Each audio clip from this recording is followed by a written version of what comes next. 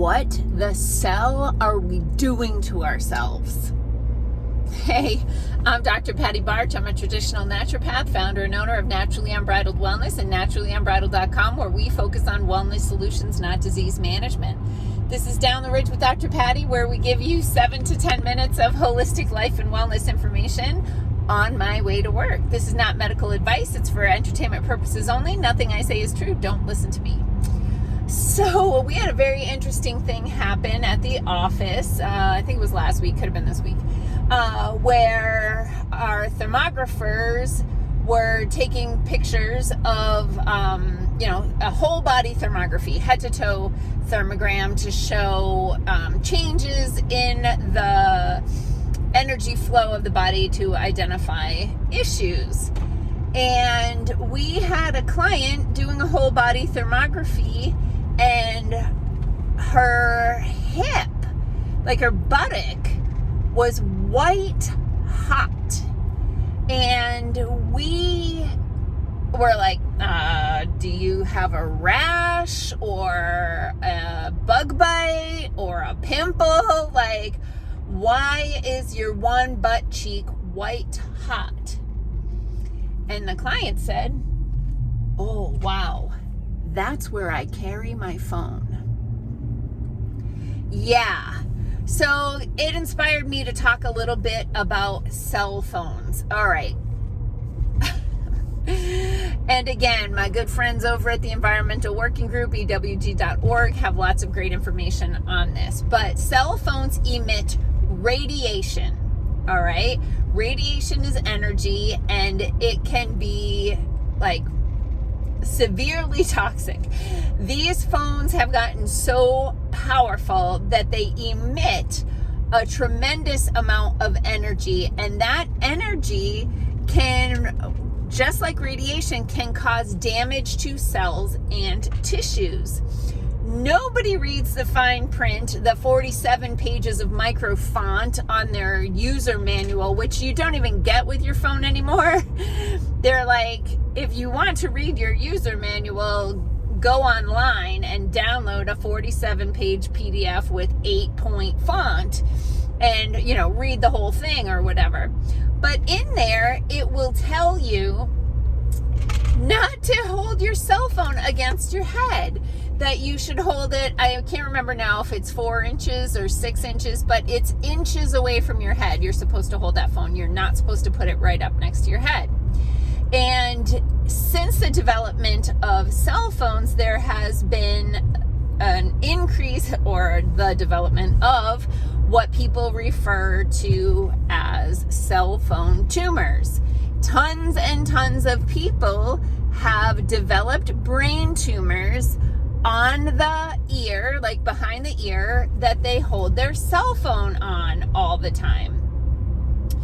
And this is a known phenomenon. However, people are like, well, there's no research to show blah blah blah.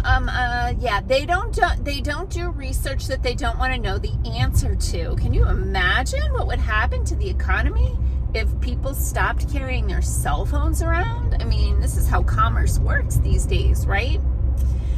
So when I worked in biotech and we had radiation training, there's kind of these 3 tenets of radiation handling to make sure that you are as safe as possible, right? There's an inherent risk in radiation, and the 3 things are time, limit the amount of time that you are exposed to the radiation, the cell phone.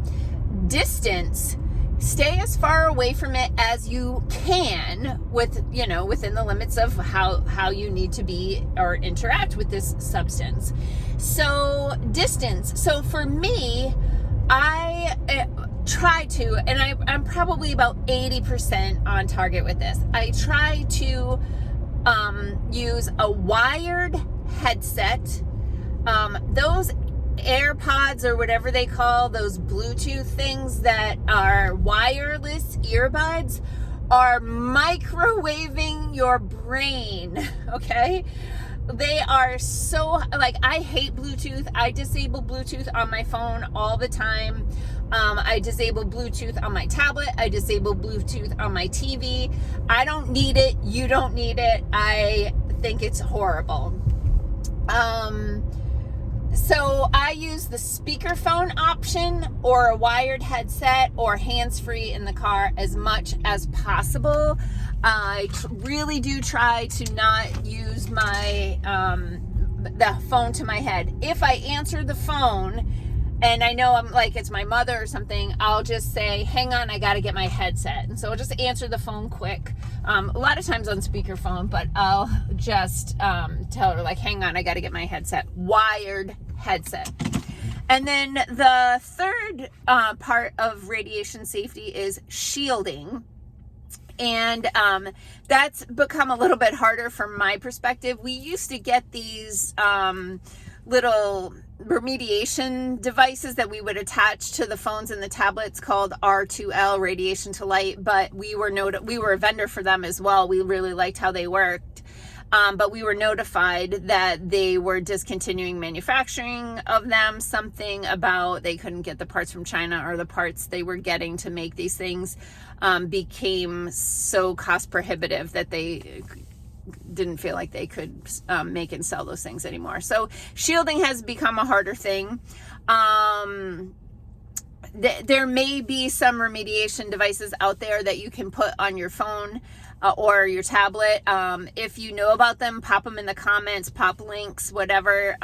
Hopefully somebody has actually discerned that these really work, because that's the thing. When it's energy and you can't see it, and a lot of times you can't feel it, it's harder to discern if something is remediating that energy.